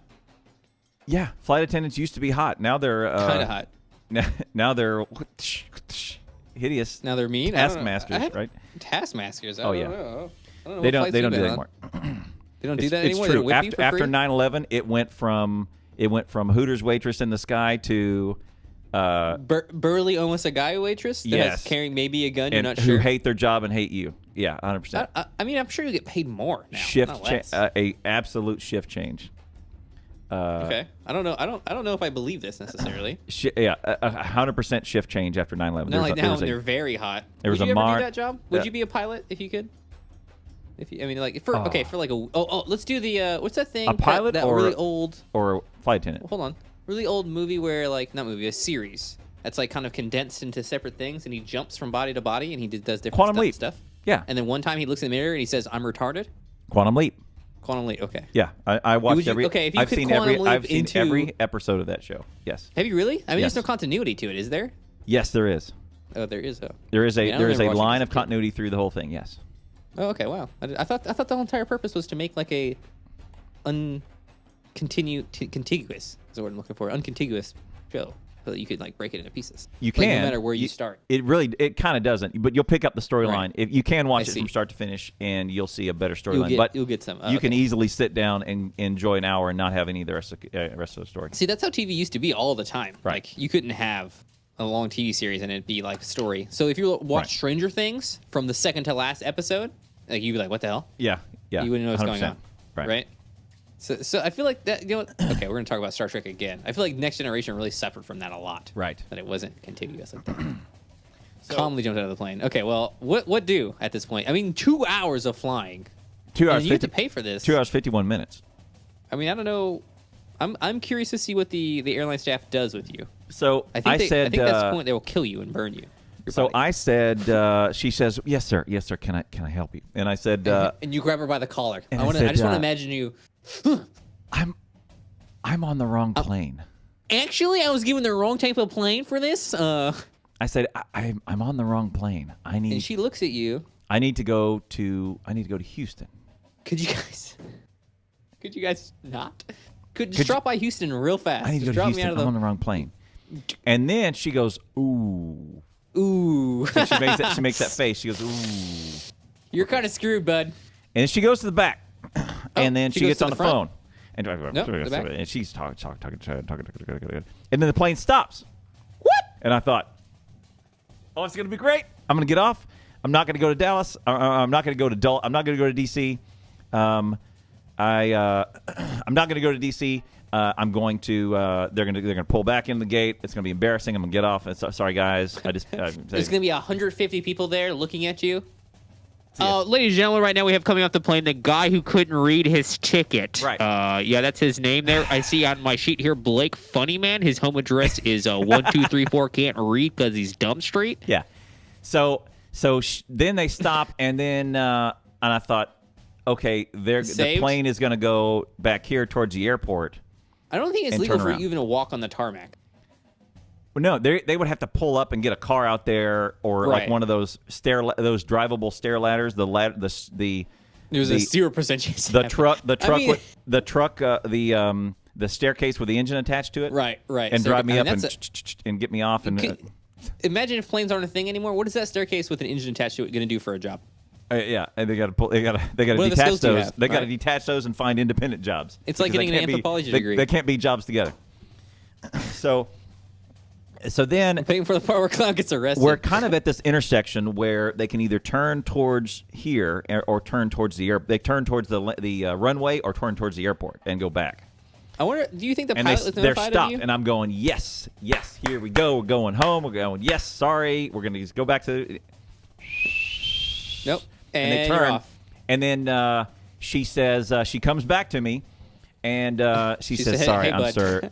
There's nothing we can do. We've already pressurized the cabin." I went back there and acted like I did something, but I didn't. Right. And right. you pretty much had zero chance of getting off the plane anyway. I'm sorry. I'm so sorry, sir. We've already pressurized the cabin, and there's nothing else we could do. I've notified the captain. I've and if you notified the try captain, anything, and we're we gonna will make kill make you. some arrangements. But I'm sorry. You're just gonna be stuck Here's on a this free flight. shot on the house, but you'll have to pay for it. And then she ends up she okay. Here's free. Here's there's nothing I can do. And I said, "There's nothing you can do. It's right there. The airport is right To there. Clown Town. Open up the door, kick your ass out. The airport is right there. I can leave. I'm at. Look, just say I ran. Okay. Yeah. There's nothing you can do." She said, "I'm sorry." The we've already cabin's pressurized been the cabin." pressurized already. I'm pretty sure there's an engine inside the airplane that pressurized the cabin anyway, so you can't give me that as an excuse. FAA regulations say once you pressurize the cabin, we have to continue on destination. And there's nothing, yeah, nothing they to get a do. spiel. So I'm stuck. I'm like, okay. At least she's attractive, right? Kind of hot. Kinda. I mean, would you join the Mile High Club at that point? Probably not. I mean, you were there for 2 hours doing nothing. I coulda. I mean, Like, so in a normal airplane, trip, you're like, oh, at least I'm going to my location. Right. Yours is, I'm going the opposite direction to my location That's as right. fast as as humanly fast possible. as I can. Yeah. So we take off. And so for every second that you're passing going this way, you are adding a second to your return time. Oh, yeah. And that's not a great feel, bro. What runs through my head is heart attack, make a scene, start a fight. You know, what will get me kicked off of this flight right this minute. Okay, so you think about these things, and then the sheeple kicks in, and you sit in your chair, and you wait to land. And then you complain violently a fight would get me arrested. You definitely go to prison, I think, if you get into a heart attack would get me probably fined. And if you fake a heart attack, yeah, I think they'll know. I was a young kid. I was a young kid, and I wasn't a young kid, but I was like 47, probably 20 or something. I think I was 20. Okay, but you were pretty spry, and you didn't read your ticket. I couldn't sell a heart attack. Yeah, definitely not. I don't think right. I couldn't sell a heart attack at age 20, and not with these arms. Not with these arms, you can sell and these shoulders. So we take off. So sheeple kicked in. Jason, can you really tell me that you would enjoy a plane trip? Like, I don't find plane trips really great. I did. I don't really love them. I kind of enjoy. I kind of ended up enjoying it. I did get the snack. Okay. The kid, so it's like Stockholm syndrome at this point, is laughing at me. You're dumb. The engineer. How old are you? God, you're dumb. The dude next to me. He's giggling. Right. It's like, this idiot, this guy. He's telling the story right now in his podcast. Yeah. So the people that overheard are talking. The people on the row 2 behind me and over here heard, and they're going, "We on the wrong plane." They're taking pictures. And I'm going, on their flip phones. I'm like, yeah. You're trying to be adorable, right? Yeah. Well. So I'm trying to be adorable. I'm trying to be like, hey, sorry, hey, you know. Hey. If I could have ruined your day, I would have done, but they didn't let me. So. And so we're going. No, I was at the right terminal. No, I got the wrong ticket. He had the was wrong in my ticket. Hand. So all the checks that went into him getting on the plane were correct, except for his check. Yeah, except for my guy correct. Who gave, correct. Except for the guy who gave him the ticket and his check. Right. Like I'm supposed to go to Houston. Mistakes. I'm not supposed to go to D.C. So, which I feel like is pretty fundamental when taking a trip somewhere. Right. So everything else on the side of the road. Everything else. A guy pulls up. Was right. He's like, "Do you want to go to this place?" No, that's not where I'm going. Okay, continue on. So, Clowntown just got in the car. He didn't care where he was going. Right. I can't even get up now because we're taking off and it's go time. I cannot get up and go get my bag and check my ticket because seatbelt sign is on and they will tackle me if I get up. Right. You're gonna have to wait. So I gotta wait. Get your ticket. And so, I mean, your ticket isn't wrong. It was just. Okay, I'm curious as to. Well, I want to verify because I don't know. So then I'm thinking, how did it make it past the ticket counter? How did it make it past the second guy? How did it make it past the scan in to make sure? And how was this seat empty? Right. How was this seat empty? Right. Right. If you am I really on the wrong plane? Or they gave me the wrong ticket. Right. Right. I mean, you wouldn't have been able to get on. You didn't get on the wrong plane. You got the wrong ticket. I guess. I got the wrong ticket and I didn't check the ticket. Yeah. The way you stated it was perfect. Every check was every checkpoint was happened and was successful except for one. Mine. Where am I going? Where am I going? They gave you a ticket. You looked at it. Presumably, you looked at the ticket and you're like, yes. I did when it said Houston. Right. You checked it the first time. The first time at 10 a.m. Okay, we'll gloss over the first. You missed a plane before this. You already weren't having a good time. Traffic. Yeah. Well, that happens because I didn't have a whole lot. I mean, it's 20 years old, and I'm kind of off that week, so I'm just whatever. Yeah. So.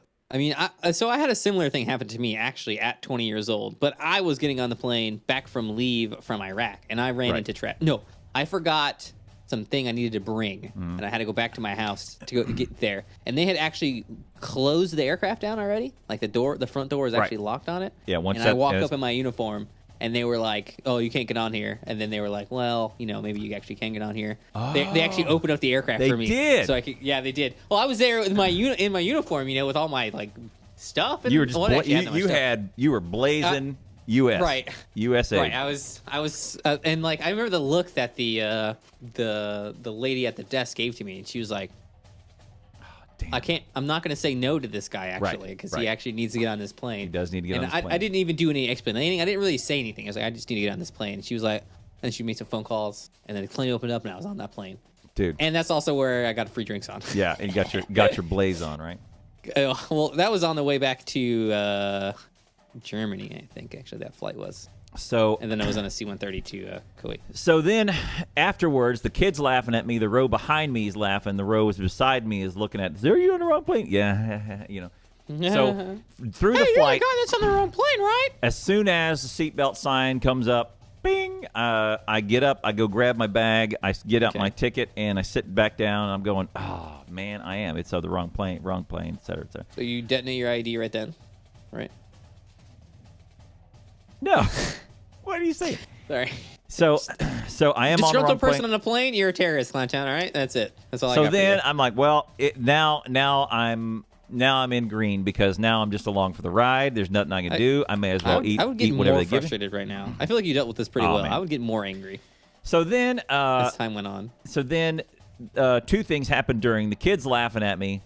Everybody's laughing at me. Still, he's just continuously laughing, cackling at you. Girl with a Duke sweatshirt from the front of the plane comes up to me.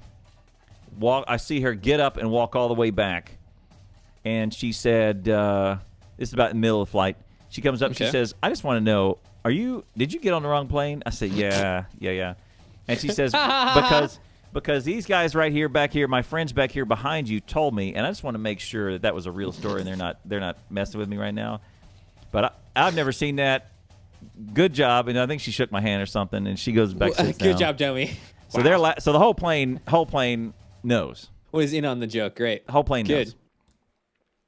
Middle of the flight, the lady comes up, the flight attendant comes up to me and says, okay, we've got you booked. We got a ticket agent ready to put you on a flight, flight back to Houston. That's nice. And immediately? It's the last one out of D.C. It'll go straight back to Houston. So you turned a 30-minute flight into a 4 or 5 hour flight? It was like 7 hours. 7. Okay, yeah, cool. 7 hours. So, but did you have before. anything to do when you got to the location? No. You just Okay, so you just wasting your own time. So I land, and do you remember the scene in Indiana Jones and the Last Crusade? Where he gets in the refrigerator and blows up? No, that's the scene? Kingdom of Crystal Skull. But he steps out of his car, and 3 guys surround him. Oh, were you like in suits, and they go, Dr. Jones? Because they're not sure about your mental status right now, to be honest. And they go, Dr. Jones, and he's like looking behind him, and then he goes to meet Dr. Marcus, and he says, forgive me if my men were some intimidating. I'd like to welcome you, etc. And he explains the whole thing that he needs to do. So, United Airlines, you were the original United Airlines victim. That you're telling me happened to me. Okay. I get off the plane. I get off the plane. I land. There's 3 guys who snatch you up. The kid runs up in front of me. And he goes, Mom and Dad, guess what? This guy got on the wrong plane. Yeah, and he goes, and that's him. He's right there. That's Look at him him. right there. He's Memorize right there. his face. Yeah, he's right there. And yeah. And then I walk, and I don't have a note on, a name tag on. I don't have anything other than I'm probably wearing something like this, which is a T-shirt with an overshirt open, just chilling, right? And I'm in shorts, which is probably a giveaway, because everyone else in there is in sweatshirt. I didn't know where I was going. I am the least dressed person there. Oh yeah, it's the only guy in shorts on the plane. Yeah, just grab him. Oh, weather in D.C. is good, partly cloudy, 41 degrees, winds out southeast. Nearly freezing. Nearly freezing. And I'm the only one in shorts, right? Great, nice, nailed it. So I walk, and well done. 2 guys in suits come up behind me. Are they bigger than you? Smaller than you? Everyone's bigger than us. Everyone's bigger. Okay. Or compact size, okay, Clowntown? A 3rd guy comes at me from this angle, and a ticket agent in an American Airlines uniform comes at me from here, and he says immediately, Mr. Town. Mr. Town? Mr. Town. Man, we like to say funny man for your last name. And I looked around and I go, yeah, that's me. And he says, I'm the, if you don't know, I'm the guy who got on the wrong plane. And he says, come with me. And immediately the four of us start walking, and I'm going. Oh, and you're Jason Bourning it right now. I'm finna get tackled. Is what's going on. I'm finna get tackled and tased and. Yep, we're gonna have to check him. Pretty much every orifice in your body real fast. And so, two dudes, we get there, and two guys peel off behind me. They kind of peel off and go a different direction. So two of them are okay, and one guy is still there in front of me. So they walk, and we get to the ticket counter, and he sits there, and one guy's just one guy's looking at me, and the other guy goes behind the counter and starts typing. I mean, they can't think you're a threat at this point. You aren't very smart. I mean. Right, and I think they just wanted to assess my mental state where I didn't start yelling or whatever. I'd be pretty mad. I think I would have been. I was why the three guys were there. Me coming off the plane. Yes, you're that use case, and I'm the Jasometric use case of we're here. Let's just make a good story out of it. Let's chill out, right? And so I'm going, and so he says, "Look, Mr. Town, we're very sorry about this. We're very sorry. This is a big mistake. This is an incident to go down. We'll make sure we follow up with you." I mean, they messed up at the start, right? But I feel really like if they had said, too bad." Yeah, Mr. Town, we're very sorry about this. Mr. Funny Man. Mr. Funny Man. We're very, very sorry about this. American Airlines is super apologetic for you right here. We're going to book you on the next possible flight. It's the last one going out of D.C. It should be fine to go right back to Houston. Okay, that's nice. And we're going to get you a ticket, and it's going to leave out of this gate right there. That gate right there. That gate right that there. Gate right behind you. That gate. This one right here, number 31. Yes. That gate right there. Could you show him? I just want to make sure that he knows. You look at the big. Yeah. He did make a big deal out of making sure that was the gate I needed to get You didn't go to the wrong gate. That wasn't like the issue, really. You got the wrong ticket. Okay? I mean, like, he should have taken the ticket and been like, it says Houston. He did do this. He did do this, and he said he was covering his bases. I mean, they told him an idiot was coming. Yeah, they told him. We got a dumbass on the plane that we need to handle here. You need to use real simple language. I graduated. The kid over there, they gave him his ticket. He's like, yeah, good luck, bud. Yeah. The gate right here. I got we moved the plane to the closer gate. It's the number 1 gate. We made sure for you. I got 1,300 on my SATs. Like I got perfect on the math part. I graduated with honors. Like I'm Guys, smart. I'm actually a really smart person.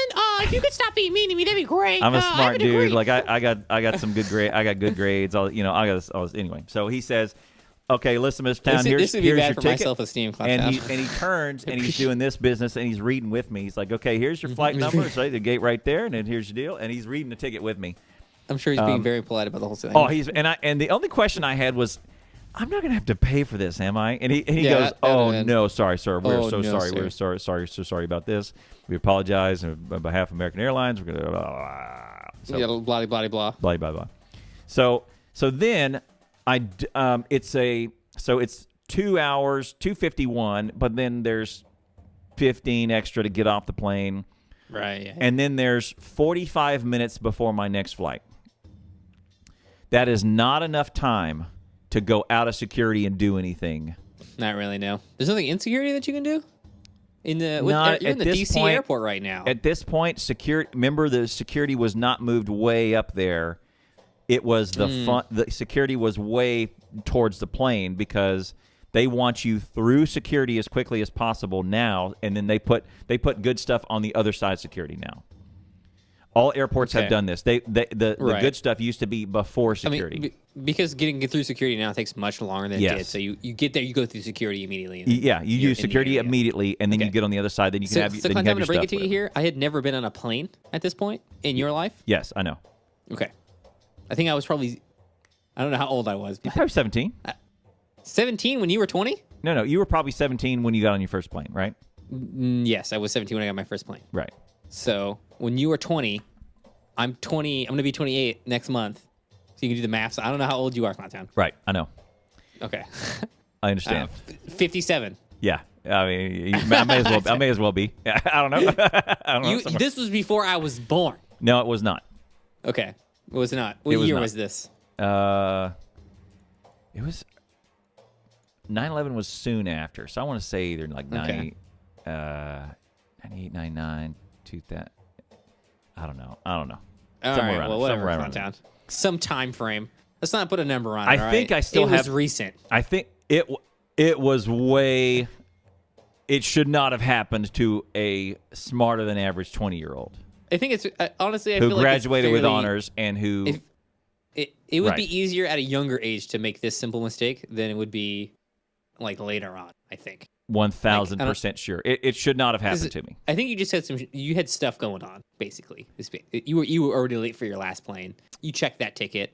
I'm gonna give you a free pass on this one because previous content was an idiot.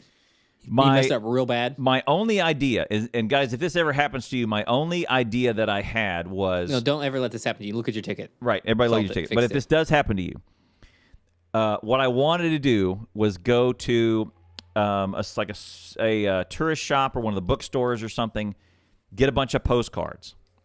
From D.C.? And stamps. Okay. And write a bunch of them out and mail them off from D.C. And then... to all my friends and relatives, whatever. You just seem like a baller. You visited D.C. and then come back, and then everyone gets it 2 days later with a date on it of 2 days earlier. This is impossible. And they go, "How did you get it? What in the? Did you buy an extra ticket, Clowntown, for this joke? What a silly joke!" Right, like that's what I wanted to do, but that was my big brain deal was. Postcards. Got to send some postcards, because there's nothing else before iPhones, before everyone has a camera. It's 45 minutes basically. So I have 45 minutes because that's too long to get in and out of security. It's too. I can't do it. So and this was when security was right before the plane. It wasn't where it is now. It's way forward. It's at a forward area.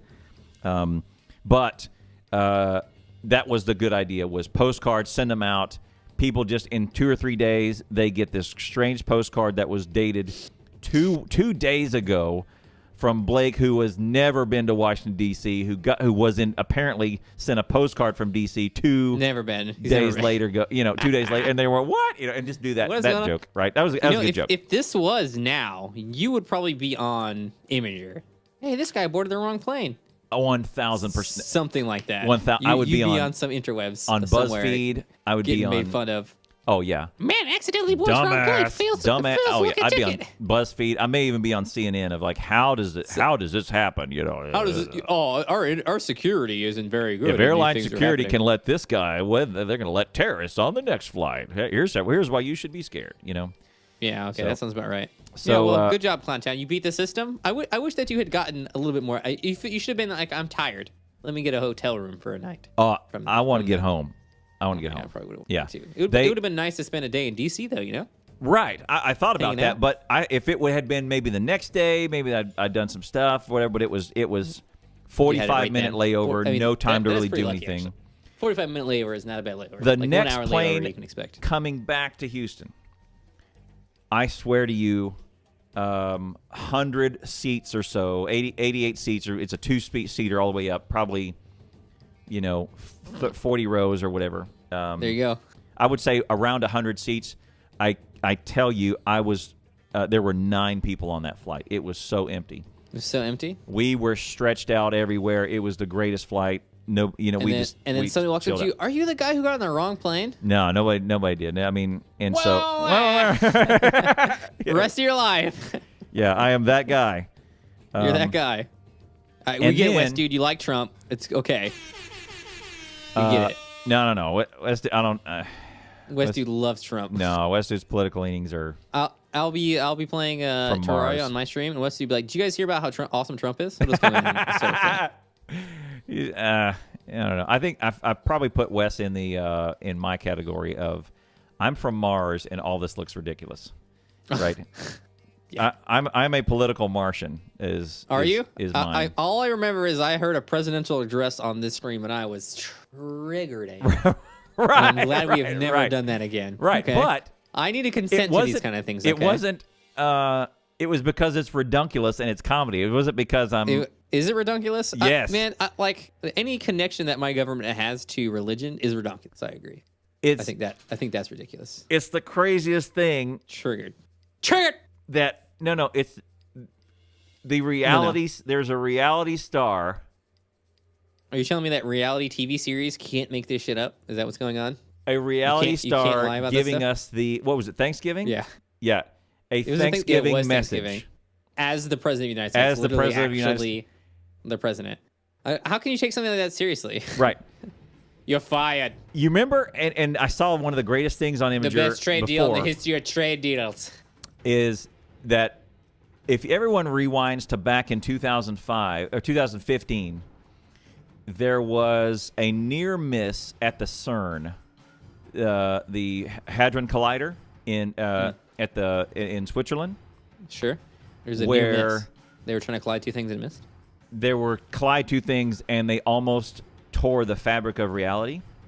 Sweet, guys. Good job. And that's what the Hadron... Look, if you're going to build a giant Hadron Collider, you might as well break some reality. Right. Hang on a second. And the best thing I saw on Imager last year, so they said 2 years ago, remember there was that near incident at the CERN where we almost tore reality in half? Now that Trump's president, maybe we ought to revisit that. Yeah, maybe we should just get it. Maybe we ought to go. We ought to go back in time and figure. Maybe this is the universe in which it did actually happen. The universe has been torn apart, and there is some other more reasonable universe out there, right, with a more reasonable candidate who has some background in politics, maybe. Right. That was one of the funny. That was one of the funnier things that I'd seen. Is like, look, maybe we ought to go back and figure out what we did on that day where we almost tore reality in half with particles. So anyway. The other thing, the other good observation I had is that if you do like, just Google something, Trump mental state. Okay. No shortage of doctors want President Donald Trump's head examined. Is NBC News, is Donald Trump's mental health becoming dangerous? Politico, Trump defends his mental health. I'm a stable genius. New York Times, right and left react to questions about Trump's mental state. New York Times, psychiatrists warn about Trump's mental state. Duty to warn, psychiatrists and mental health experts assess the president. And Democracy Now!, BBC, Trump's mental health and why people are discussing it. Yeah. None of these things came out on Obama or any other presidents before it. Even Bushy, who is borderline, right? Everybody has their doubts, right? No, my favorite thing about Bush is a reporter asked him, what's his glorifying moment as president? Right. And he said to the reporter, caught a bass in my pond. Yeah. Awesome. That's a real thing that he actually said while he was president. I caught a fish. I caught a fish, bro. It was a great day. It was a great day. I love that day. I had a good one. Well, I caught a fish. It was a big fish. At least he wasn't impeached, So it's sad when we're looking back at Bush and we're like, it wasn't that bad. No, miss me? Right? So here's the thing. Here's what I thought about. I thought, okay. You thought about this? Maybe these articles are correct. Before or after you checked your ticket? Maybe. I mean, you have to be a little bit mentally unstable to run for president, I think. I think the most stable people on the planet we're never going to hear about. 1,000%. They would never want that job. Right. Like, you got to be kind of crazy. So maybe that's correct. Maybe all these articles are. Maybe it's press bias for sure. Maybe there is an anti-Trump agenda for sure. To deny that is heresy. Number two, maybe he is mentally unstable. There's certainly signs that point to that for sure. The things he says give all kinds of indicators of craziness. Yes, I agree. Here's the thing. Look, I'm not putting anybody on trial for mental unstableness here, okay? I am me. 100%. Whatever. Yeah, 100%. Mental health is something we all need to work on, 100%. Yeah. 100%. There, well said. But if mental health is something that we all need to work on. Yeah. Oh, that's the best line ever. Mental health is something we all need to work on. Now, look. We all need to work on it. You and I have a shorthand with each other and a way we talk to each other. Yes, that definitely. Other people would, if they listen in on this, they would consider offensive and brutal. Oh, how dare you say that? Right. Also, we treat each other a little brutally, right? Sometimes we're pretty brutal honest with each other, right? I agree. We say as we see. we have a shorthand with each other, and we kind of know the game, and we're all in it. Okay, this is the shorthand, guys. Let me let you know this is the shorthand. What? If you watch have you ever seen House of Cards? I have not. Me either. Okay. But the crazy part about House of Cards is that it has so little to do with issues and actual getting things done for the people. It's more about, I want to do this for these voters, and if this guy opposes me, I'm just going to call him gay, and we're going to get his expenses from this trip. Got him. And if he doesn't want that, then he's going to vote on this bill, and it's all back scratching and nothing to do about the actual issue, right? There's more energy put into the interpersonal relationships in politics than the actual accomplishing politics. Is what you're telling me. And I feel that. Like when you live in a system to get stuff done, you have to. I mean, back scratching, right? Like that's when you live in that system to get anything done, you have to go that deep. 1,000%. And how much energy are you putting into the politica rather than the actual accomplishment thing? You got all it. of it. You got it. 99% of it. And so, if you've been in politics for any length of time, even if you've come up through politics, even at the city level, politicians do that. Very few of them do not. Right.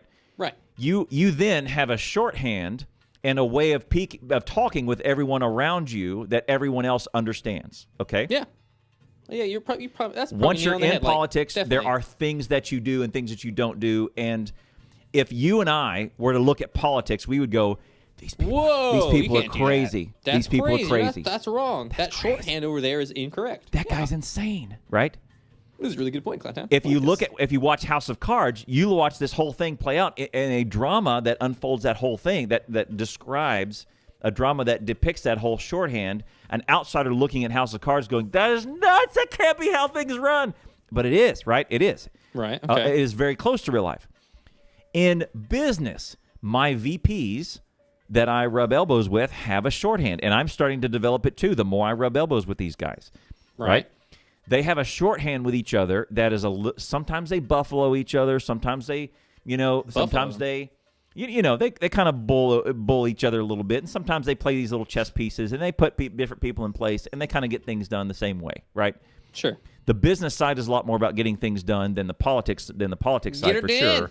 Because business demands that accountability. But they do have a shorthand with each other. Now, here's where I think some of this may have come in. When a guy like Trump, who probably deals with real estate people, and they buffalo each other, like he can rub elbows with the CEO of Oracle, he can rub elbows with the CEO of Verizon, and all of this. They have that the business big shot shorthand with each other. Right. And in that world, Trump is just one of the guys. Pluck Trump, who is big shot CEO and used to dealing with everybody this way, put him into politics where everything is just turned on its ass, dealing with it a different way, and all of the politics and all the press and all that go, that's crazy. I don't even know how to describe his behavior. So what you're telling me is everybody is crazy. Everybody has mental health issues. It's just it's what I'm saying is it's just how it's interpreted, because outsiders look at House of Cards and everyone who watches House of Cards has the same reaction. This is crazy. Those people are crazy. That can't be how it happens.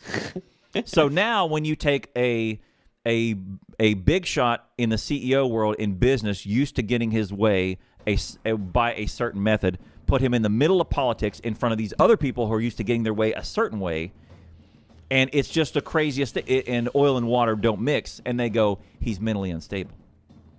Okay. So I think it's partially that, and could be some of the other stuff. Could be fish out of water. Could be maybe he is mentally unstable. Maybe it's the anti-Trump agenda, but maybe it's just his shorthand that he is dealing with each and every day is so foreign to the shorthand that the career politicians do, that it just clashes, and we go, this guy's crazy. I can't believe he said that. I cannot believe he said that. I can't believe he probably is actually crazy. Okay, so the recent thing, or both. Could be both. The recent thing with him calling like a myriad of countries shitholes came out. Do you think Trump would call places shitholes? Yes. You know why?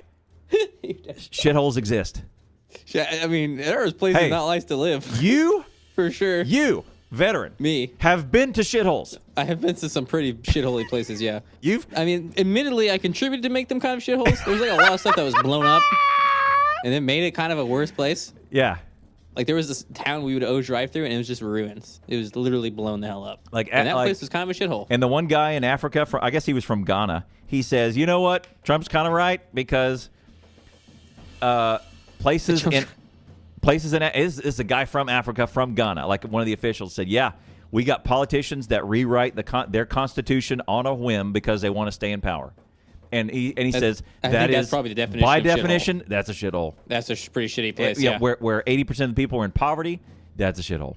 Yeah, 100%. Well, you're not supposed to say that, Clowntown. Okay? See what I'm saying? You're not supposed to say that. You're not supposed to. It's a third world country, which is basically saying it's a shithole. But somebody's got a case of the spostas. Because the spostas in this world are very different than spostas in this world because of business world. Maybe you do call a shithole a shithole, but anyway. Well, okay. Well, I just wanted to bring that up because I know it's been his recent thing. My favorite part of that is I was playing Hearts of Iron 4 that day, and I was like, this place is a shithole. This place is a shithole. This place right here, total shithole. Fucking hate that place. Terrible place to live. My buddy. Terrible place to play as. But my veteran buddy who is next to my cube with me. We hear about him often. I think. My buddy Rob. I feel like it's just your imaginary friend Rob that supplants me for when you're at work. He's real. I mean, he's real. He's real to me. Sorry. To me. He every veteran I've talked to, he goes, oh yeah, there's some shitholes out there. That's real. It's undeniable. Like every some veteran. places just aren't nice. I mean, places in America are shitty. Yeah. Camp Bullis is a shithole. 100%. I don't like that place. 100%. It's probably the largest wildlife reserve in Texas, though. Appalachia, still not great, right? Isn't that our number one? Appalachia? Yeah. Wildlife reserve? I don't know. It's probably somewhere in the center of America, the largest wildlife reserve. But I had that revelation the other day, and I thought, well, that's interesting because maybe just the same way we look at House of Cards and go, that's crazy, is the same way House of Cards politics looks at him and go, that's crazy, and so they label crazy. To be be doing one thing, like even the difference between a Twitch streamer and a YouTuber primarily, you definitely have a very different lingo. Like when someone says comes in your channel, I subscribed. Have you ever had that? Thank you. Woo! Subscribe. Yeah. Woo! Right. But you hit the subscribe button on the channel, which is the follow button on Twitch. Right. So that that difference. I mean, the groups aren't that different. Like we pretty much into the same stuff. Use a lot of the same equipment, all that jazz. But still, there's that huge language gap that we have to run into, and I'm sure that's way worse for someone who's not a politician who becomes a politician suddenly. Yeah, and not like a low-level politician either. You don't the number one politician on the planet. Yeah, and here's the thing: is you don't fall into a politician role. You have to claw your way to it. There's people who are lifetime politicians. That's all in their entire life. They got a degree in being a politician, and they've been a politician from day one. And they know the acumen. They know the words. They know all the things. It's not like the people. Okay, here's the greatest thing I thought of. You're gonna want to. The people at the TSA, at the airport. TSA, okay, right? Those guys. They are not heroes who dedicate their lives to safety. Like that's not the guys at the TSA. No, I don't think they're here. No, right? I think they use some equipments. Is really they fell into that job. They fell into that job. Yeah, probably they got a security clearance because they were born in the United States. Right. They didn't have a federal. They don't have any broken laws on their background thing. That's pretty much. And they went through the classes. You plinko down to TSA. You don't graduate. TSA is a good job, honestly. You don't graduate and go. It's not terrible. I dream of being a TSA agent. Can't wait till they operate that new metal detector that sees way up your butt at the TSA. I have a passion for safety. I'm going to go for not even safety. I mean, honestly, I don't know if you could say the TSA makes you safer. Right. Because has the TSA caught some terrorists? Right. I'm sure they have. It hasn't caught any. No, they haven't. They have. Right? I'm sure they haven't have. caught a single person who's actually trying to commit terrorism. They've caught a lot of people who they thought were trying to commit terrorism. They caught a kid with a clock one time. Yeah. They caught some people with some shampoo. Some bitch was eyeballing them, though. I brought some too big of a shampoo. It was supposed to be 8 maximum. It was 9 fluid ounces, and I got in trouble for that. You get tased. Pretty much every single time I go to the airport, I always have to have a search because I have gunpowder on me. Pretty much a given at any given time. Yes. Yes, you do. That's standard. Yes, you do. There's not a single pair of boots that I have that does not have gunpowder on them. TSA has a blog where they post interesting things they confiscate. Oh, that sounds cool. Yep. Maybe that's the greatest contribution that TSA has done for the world, I would say. But I mean, there's deterrence, right? So there's that factor of stuff. Is there? If there is actual deterrence. Okay, so for me, deterrence means the death penalty isn't deterrent. You know, it doesn't deter someone. The death penalty. Concealed carry does. I think open carry does. Not concealed carry. I think concealed does too. I'm gonna rob this guy. Bang bang. Okay, I died. Deterrence. Okay, I'm gonna rob this guy. Oh, he's got a gun. Okay, then there's some level of deterrence. Well, being difficult to get through is deterrence, yes. But if I'm a suicidal fucking maniac, Clowntown, and I want to blow up a plane that I'm on, what deterrence do you have to stop me? I want you to watch something. Okay. It's a fairly big commitment, but you can probably find it somewhere. It's called. How long is it? It's I think it's like an 8-part series, an hour each. Okay. Wow. Jesus Christ. No. It's anti-terrorist stuff. It's security stuff. It's really cool. Okay. It is called A Bulletproof Mind, and it's from a guy named Dave Grossman, who has. I tell you what, Clowntown, you bring me a bulletproof mind, and I'll prove you wrong. Right. Okay. He says a bulletproof mind, and he goes through this whole thing, and he says what these. And yeah, your question is correct. How do you deter someone who's a suicidal maniac that does not that does not care about their own life? Right? There's no logic to that. Right? And he says what they fear more than anything is failure. They don't want to fail. They don't fear death. They fear failure. William lives anti-terrorism every day. He doesn't need to watch it. That is actually what did I do when I went for the walk with you the other day? I went for a walk the other day. Really? It was a fun walk. Did you have your hand right on your waist the whole time? No, obviously not. That would be ridiculous, Clown. I just had my 6-shooter and I was shooting in the air. I was like, whoa, that was it. So this is an interesting idea. The deterrence is the act of failure. But I mean, if you get a bomb into the TSA area and you blow yourself up, is that failure? No, that's not failure. Getting shot because you got busted and prior to getting to your target, that's failure. Yes. That's interesting. That's an interesting way of looking at it. Yes, they fear failure more than anything else. And even the crazy ones. He cites examples of times where the anti-terrorist measures did cause them to fail, and it was very it was heartbreaking for them. Like they were broken people after their failure. Yeah. Interesting. So they don't fear death. Which is Americans who are who value life as we do, right?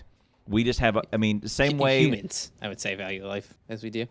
Same. You think some cultures value life less? Yeah. Well, it depends on where you live. Japanese in World War II. In Japanese in World War II, Americans did not know how to deal with the kamikaze warriors. I think that's more culture thing. Yes.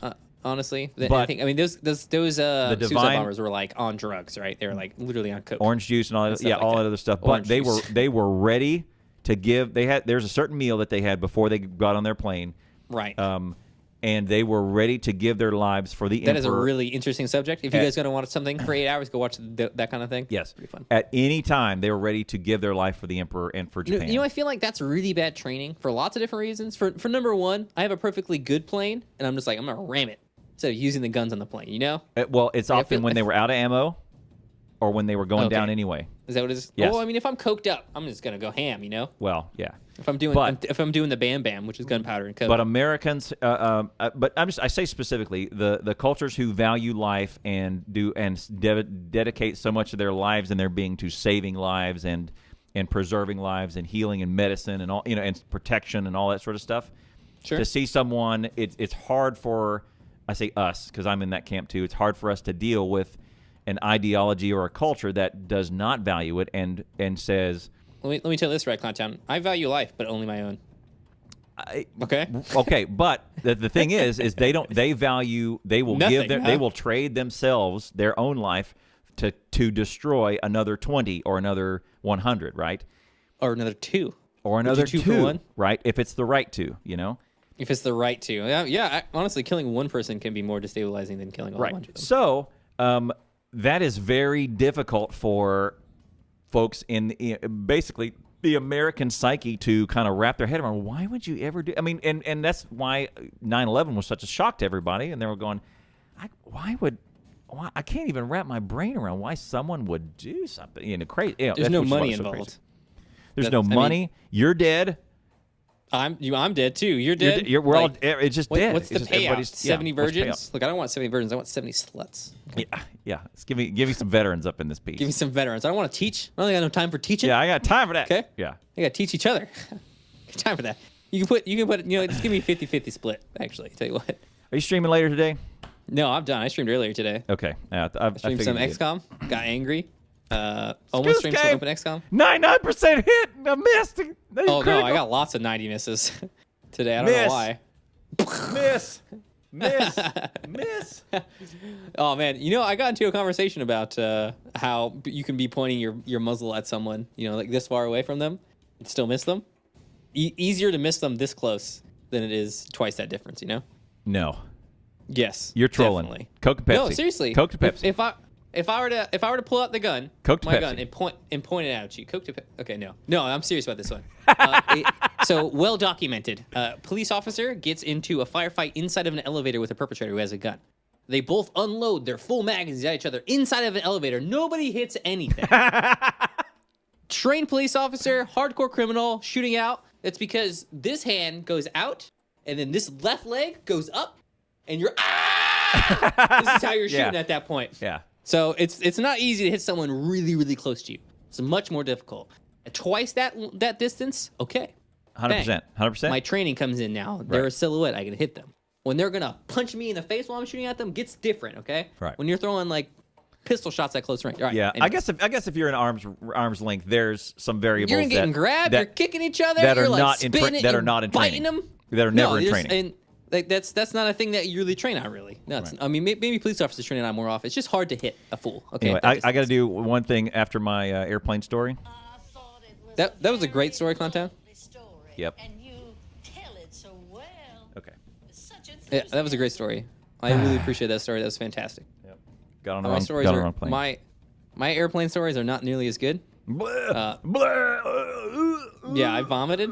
I was in a conversation with a very attractive woman who had just broken up with her husband on my way on a plane, and I was having this conversation. I was like, "Be right back." I turn and I go to try to go back to the cabin, the bathroom in the back, and there's like two people who work in the plane there, like, "Oh no, you can't go back there." I'm like, "I'm gonna vomit," and they hand me a bag. I'm like, blah, into this bag. I'm like, "Oh, thanks." And I was in my uniform. It was great. Yeah. That's my only good semi-terrible plane story. That Uniform. You gotta break that uniform out. You still have all your stuff, right? Yes. I mean, well, some of it still fits. Okay. I got this big beer belly here. One, you got to get it where it fits. Two, and you got to sport that around all day. You will be amazed how much free food you get.